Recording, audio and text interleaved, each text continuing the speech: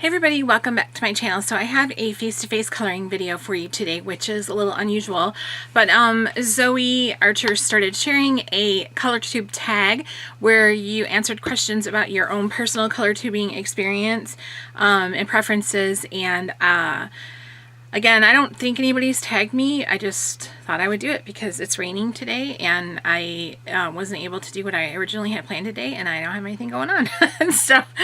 so yeah, since I can't color on my patio today because of it's so too dark and rainy, I thought, well, I'd like to do some kind of coloring video, so I will do this one. So this is 10 questions about my own personal color tubing experience. And one side note, please excuse the disheveled appearance today. I was out in the rain and doing stuff, and I'm Twitter pated now, so I just need to breathe. Okay, so number one, how many ColorTube channels am I subscribed to? Currently 34. It seems a lot lower than what most people have, I noticed, but my subscription feed is comprised of basically 4 things: beauty channels, color tubing channels, some like craft / DIY things, and churches. Is that 4? Beauty, coloring, craft, and churches. So yeah, so I have four major categories. So 34 of them are coloring channels. When do I normally watch ColorTube? It just depends, all times of the night and day. I don't have a set schedule for it. It just depends on what I have going on that day or don't have going on. My favorite time to watch it, though, and I know this sounds weird, is like when I'm not feeling well, or if it's like really bad weather, if we're having snowstorms or days that are solid rain from start to finish, because then I usually don't have anything going on and I can sit and watch the videos that are really, really long that I wouldn't normally have time to watch, you know, on a normal day. Number 3, how do you balance watching ColorTube, making videos for ColorTube, and coloring? I don't know. I don't know if I do a really good job of that or not, because I'm kind of sporadic. Sorry, I have a kitty over there and I think she's thinking about jumping over. I'm kind of sporadic in my upload. I don't have a set schedule. I do not live stream. It seems like everybody live streams right now. It's not for me. I'm not the least bit interested in it, and occasionally I will go back and watch live streams, but not very often. So I just film when I feel like it, when I'm inspired to, if I have something I want to share, a new book, a haul, if I feel like doing a coloring and chat and I have the time where I'm not going to get interrupted, that, you know, that kind of thing. So I just do it when it feels right to me, since I don't have a set schedule. And I color a lot more than what you see on camera, because I just don't film all my coloring, you know. I just film like a small portion of my actual coloring. So is there a difference? This is number 4. Is there a difference between the videos you like to watch and the videos you make? Yes. I like to watch, my favorite videos that I like to watch are completed pages, or speed coloring. I love those too. Like, I love completed pages and speed coloring. I've never made a speed coloring video in my life because I don't edit, so, you know. And then I do film completed pages videos from time to time, but, you know, those are my definite favorite ones that I like to watch. I also like to watch hauls, but I haven't been filming very many hauls lately because I haven't been buying coloring books like I used to. I'm running out of room, and I'm running out of the desire to have more of them. I've slowed way down on that, but I still like watching hauls, definitely. Number 5, who is the first ColorTuber you subscribed to, and do you still watch them? The first channel I'm pretty sure that I subscribed to was Coloring Queen, and yes, I still watch her. I don't think she's uploading as many videos as she was before because she's in the middle of moving, which you guys probably already know this because everybody watches Coloring Queen. But she had some videos up recently, and I do still watch her. I don't watch every video, though, that she puts up, because I can kind of tell by you know, the type of book it is, whether or not I'm going to be interested in the whole flip through or not. But I watch quite a few of them, and I still watch her, and I participate in her coloring group also. Number 6. What channel is your most recent subscribed to? Like, what channel am I most recently subscribed to? I most recently subscribed to quite a few, actually, probably at least 5 or 6, because of the just the recent Desert Island coloring tag that was going around, and then Color with Claire, I'm sorry, she put out a video suggesting YouTubers to people, ColorTubers, so I got some new subscriptions through that. So I'm not really familiar with all their names, like, off the top of my head. No, I don't know if I'm going to say this right. Jamie Fran, I'm not sure. Her, I subscribe to her, and I think that Shirley XYYXL. I know I'm so bad. I'm sorry. I subscribe to her. I think I might subscribe to them, like, right together, basically.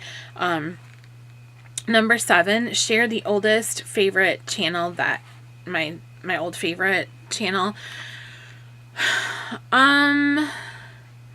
That's hard, because I remember I subscribed to Dee Dee not long after Coloring Queen, because that was when I started to realize that there was a lot of coloring videos on coloring YouTubers.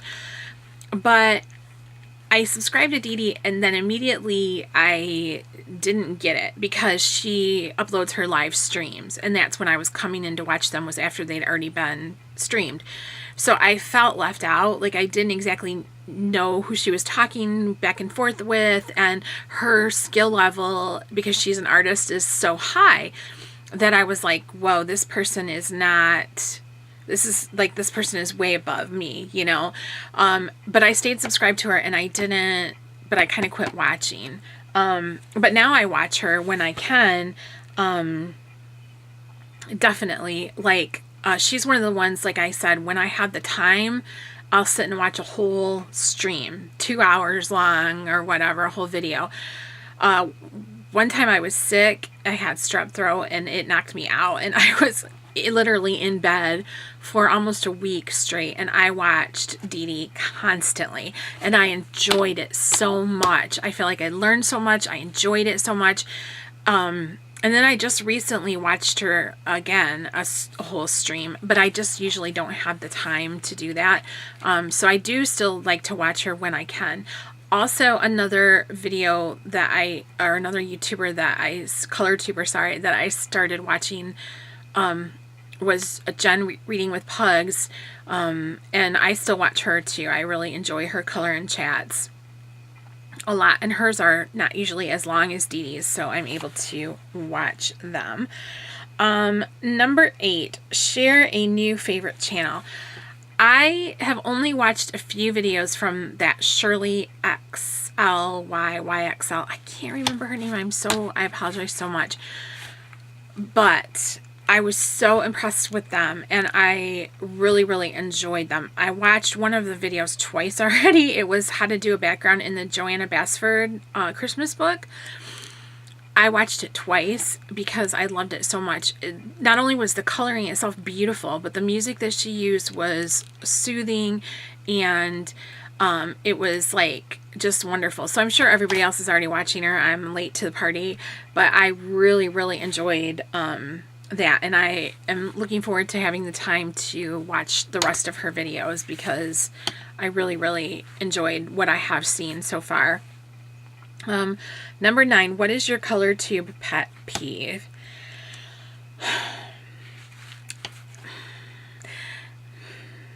I'm afraid to answer this question because I'm afraid I'll say something wrong.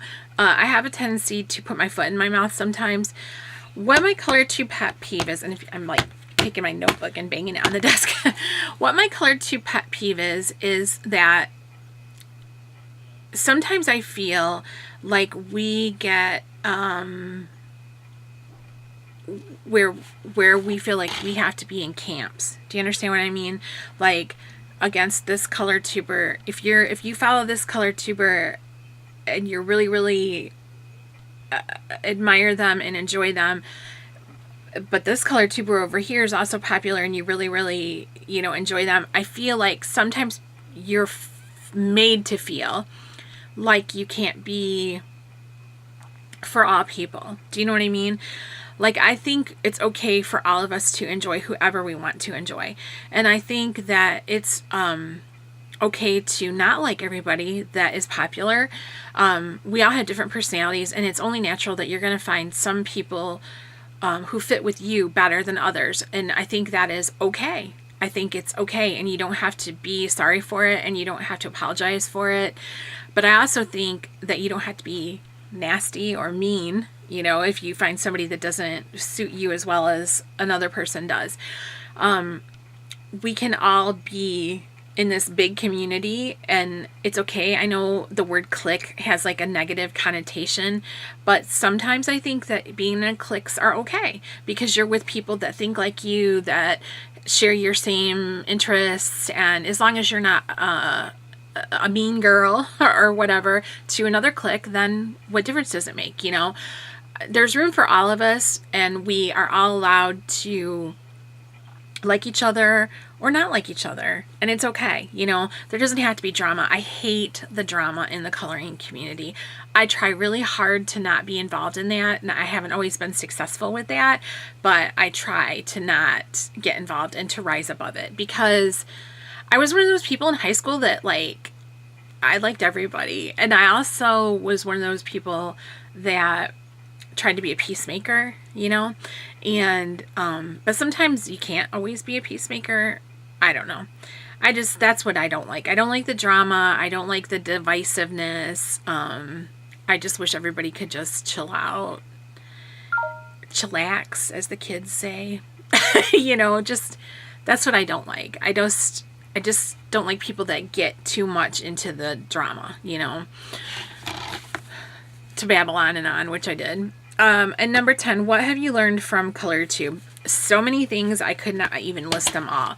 My number one thing that I learned, that was the first thing I learned that made me so excited about coloring, is that there's more to adult coloring than Johanna Basford. And this is not a slam against her. I have her books, but not everybody wants to color flowers and leaves and leaves and leaves and flowers and leaves and leaves. And also mandalas, when you ask somebody, if somebody automatically talks about adult coloring, you think of mandalas and flowers, and there's so much more. So when I first started adult coloring, I had a couple books, and one of them had flowers in it. I think it was from Dover. And then I found a Sugar Skulls book that wasn't from Dover. It was a different publisher, and I loved it. When I started watching Coloring Queen's videos, I realized that there was so many choices when it came to coloring books, that there's truly something for everybody. And it was so, a whole new world opened up for me. I could find coloring books that were ones that I loved. I've always loved to read fantasy, horror, urban fantasy, sci-fi, stuff like that. And there are coloring books that follow my interests, like the Beauty of Horror series, or, Jasmine Beckett Griffith. Oh my gosh, I remember the first time I saw Coloring Queen do a flip through of Jasmine Beckett Griffith's first coloring book. I was astounded that she had images that were taken, inspired from Edgar Allan Poe. And I told my husband, I'm like, oh my gosh, I want this coloring book so bad. And we went to Barnes & Noble the next day, and I got it. It was so freeing and exciting to know how many coloring books and artists there were out there to meet my different interests. So that was the number one, and I think that is the best thing I've learned from ColorTube. Also, obviously, I learned to explore with new mediums, like from Dee Dee, I learned how to use acrylic paints and watercolors, and how you can use acrylic paint as watercolor, that you can put pencil over marker and pencil over paint, and you can use stickles, and you can, just yesterday I took some of those adhesive gemstones and stuck them in a page on the Deborah Miller book, and you can do anything you want. Like, the sky is the limit with coloring. It doesn't just have to be coloring a mandala, you know, with your Crayola pencils. And if you just want to color a mandala with your Crayola pencils, then go for it. That is fine too. It's just that it's such a huge world out there in the adult coloring community. There's so many opportunities for you to get creative. And I'm really grateful that I have discovered all of that, because I've never thought of myself as an arty person or artistic, really. And I do feel like that now, because, you know, all this stuff has been introduced to me, and I feel really blessed to be a part of it, and to have made friends that are a part of it also. So those are my 10 answers. I hope they weren't totally lame. I didn't mean to go on and on this long. Mine's probably the longest video. As usual, I talk too much. But thanks so much, Zoe, for creating that tag. I really appreciate it. And you guys can question or comment below, and I will see you in the next video, which hopefully will be actually a coloring video, you know, like where I'm actually coloring. Because, yeah, sounds like fun. All right, I'll see you in the next one.